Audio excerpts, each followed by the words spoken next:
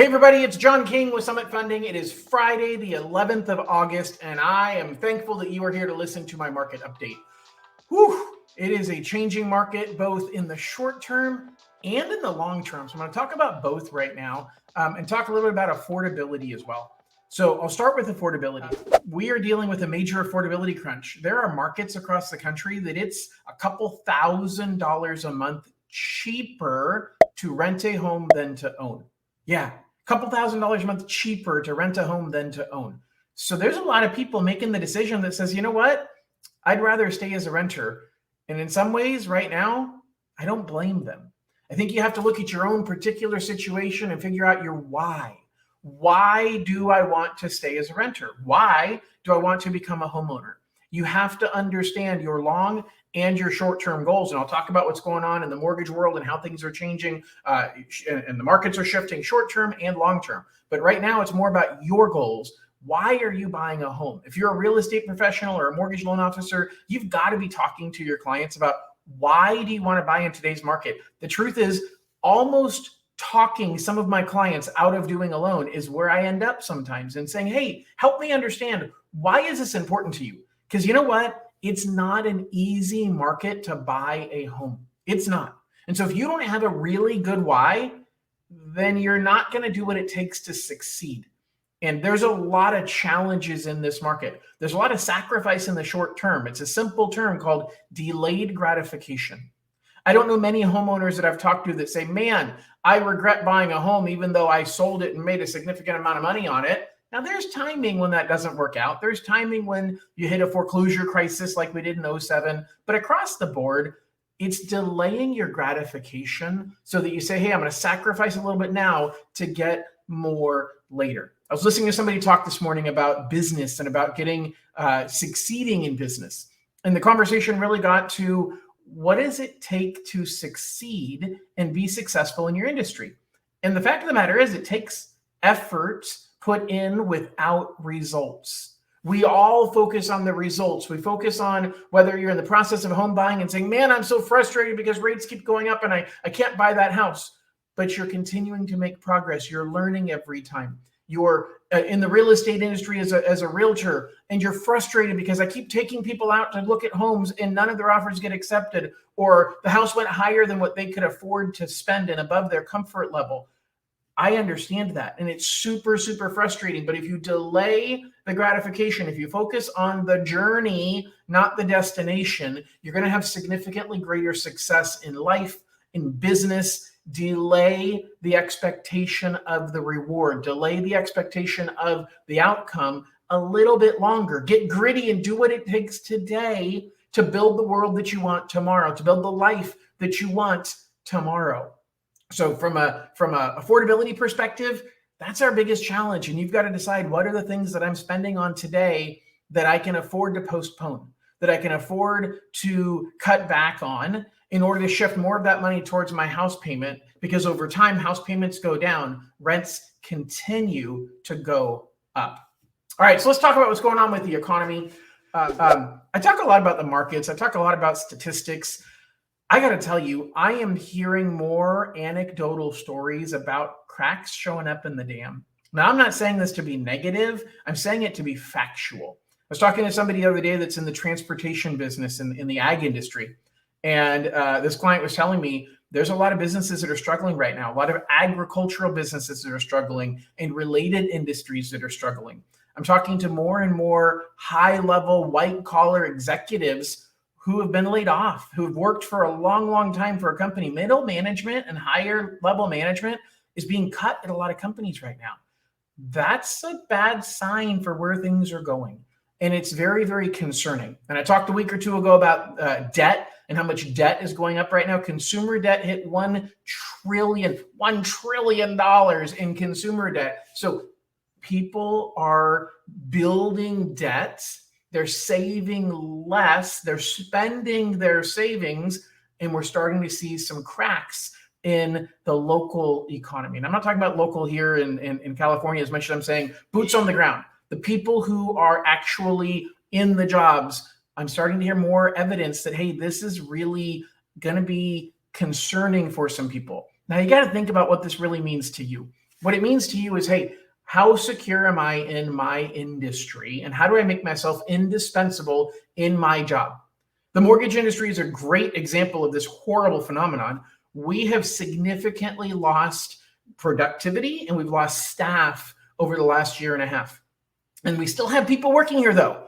So there are situations where people got complacent. Now there's people who weren't complacent that lost their jobs. So I'm not telling you that if you lost a job, it means you were complacent. But there are some people that lost their jobs that were complacent and thought, man, I got this in the bag. I don't have to work very hard, or they created trouble at work.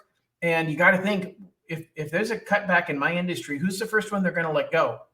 They're going to let go of the people that are the biggest challenges or aren't producing at their highest level. So make sure you're not one of those people, because every industry, unless it completely goes under, still needs staff, still needs support. They just don't need as much. Make yourself one of those useful, valuable people in the long run. That will serve you very, very, very, very well. My last topic, lots of changes in the mortgage industry. So we're seeing more of a shift towards digitization. Big word, huh? Digitization. 5 syllables. I'm super proud of myself. Hey, what is digitization? Well, it's funny because we went through a shift about 10 years ago that went from paper to digital in the mortgage world. But really all we did is scanned everything. So we had hard copies, physical copies of pieces of paper in the computer. And that was our digital revolution. But we're really taking the true next step of digital revolution, which, to oversimplify it, it has to do with the data that's on the piece of paper, not the piece of paper itself. For example, closings of loans. Buying a home has always been a physical, face-to-face, pen and paper transaction. That's shifting. That's moving from a physical transaction to a virtual transaction through something called remote online notarization. And we are now starting to do them. The only real holdout state is California. So we're doing them in almost every other state. I think there's one other state that's holding out a little bit, but California is the biggest holdout state that's not allowing remote online notarization. But in every other state we operate in, Summit Funding is currently closing loans with nobody ever putting a pen to paper and never having to visit with a notary in person. So how the heck does it work? Well, it's pretty simple. It's kind of like what I'm doing right now and talking to a camera. So when you go to sign your final loan documents, it's going to be DocuSign, kind of like what you're signing a lot of the stuff in the beginning. You sign your purchase contract as DocuSign. You're signing your final loan papers via DocuSign. But when you are signing the final DocuSignatures of the stuff that needs to be notarized, that has to prove, hey, who actually signed this deed of trust? Who signed this grant deed? Those are notarized, because what's the notary's job? The notary's job is to prove that the person who signed it really is the person they say they are. Well, guess what? If I'm literally logged into the same system that you're logged into on the other side, and you're watching me walk up here and I can hold up my ID and I can scan you a copy of it, you can see that it's me, and you can see that I'm the one that's clicking on the mouse because the camera is trained on here. Then you have recorded proof, better proof than a simple notarization. A simple notarization is up to the honor of the notary that says, yep, I have sworn that I will tell the truth, and that is the person who stood in front of me. There's no way you can validate that. There's no way you can prove, other than the notary's word, that it was the right person. So it's actually more secure when a signing is done electronically, because there's a digital record, there's a recording of it that's saved that says, I watched that person, and if anybody questions who it was, I've got a recording from start to finish that's saved that goes along with it.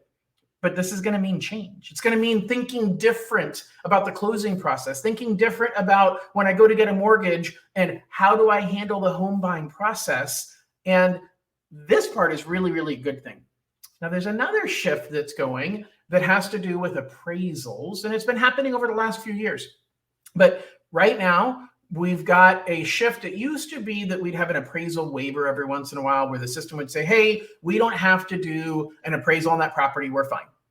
And then Fannie Mae and Freddie Mac realized, eek, this is a bit of an issue, because if we don't go out to the house to do an appraisal, what if the data we have is incorrect? What if it's not a 3-bedroom, 2-bath, instead it's a 2-bedroom, 1-bath? What if it's falling apart and in bad condition? And so they're actually changing the process, and they're saying, hey, for a lot of these, unless they're super well qualified and super low risk, they're going to say, hey, yeah, we're fine with the value. And I'll explain in a second why Fannie Mae is fine with the values and what their thinking is. We're fine with the value, they say, but we want a property condition report. So they send out someone who isn't an appraiser. They send out someone who simply goes and walks through the property, and their smartphone tells them, hey, take a picture of the front, the street turning to the left. Take a picture of the street turning to the right. Take a picture of the front of the house. Walk inside the front door and take a picture of bedroom number 1 and closet number 1. And they're just putting together a bunch of pictures. And then they do a 3D video of the home, and the computer creates a digital map. It's actually very, very cool.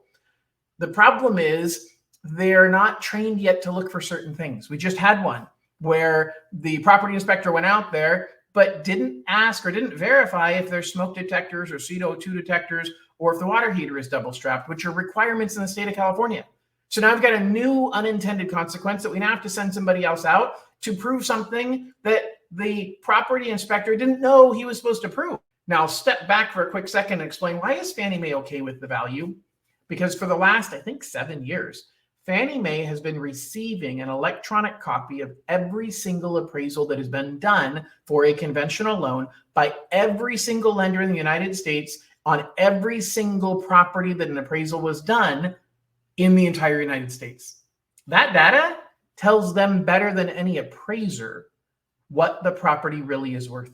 Because an appraiser is just doing their own personal research and saying, hey, I think this house is similar to that one over there, and it's a little bit different because of these things. And so this is what I'm going to use as a comparable value. And prior to Fannie Mae collecting this data, the underwriter had to accept the appraiser at face value and say, well, I guess there's no other comps because that's the best the appraiser could find is something 10 miles away. And we asked them if there's anything closer, and they said no until now. Now Fannie Mae's system actually spits out a report when a real appraisal is done that says, hey, that appraiser ignored this comp that's 2 blocks away that has a lower price than the house that you're buying. And the appraiser gets called to the carpet on it. So there's a lot of auditing done with that data, but now the data is being used to say, you know what? This house is absolutely worth the price that you're paying. There's no reason for you to spend money for a full appraisal. And the fact is appraisals caused a backlog. Now they're not backlogged right now, but in some markets they are. In some geographic areas, they're still backlogged. The problem is those areas are the more remote areas, and we don't get value acceptances in remote areas very often because the properties are so different. When you're in a specific neighborhood where you've got 1,000 homes that are all built by the same builder that look exactly the same and were built within 3 years of one another, it's pretty easy to say they're all worth about this much money. But when you've got houses in the country, houses in the hillside that are totally different and different amounts of land and what's the land worth and what's growing on the land and all that stuff comes into play to say it's the areas that we need help with appraisal turn time are the areas we're going to get the least amount of assistance.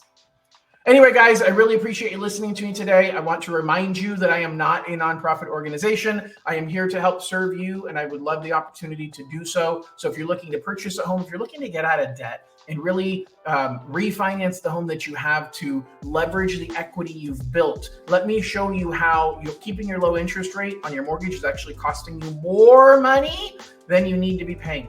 So if you have a home and you have a good amount of equity and you have a lot of debts, give me a call. If you're looking to buy a home, you're not sure how to get it done, or you know somebody who's looking to do that, give me a call. Thanks, everybody. Have a wonderful weekend, and we'll talk to you soon. Bye-bye.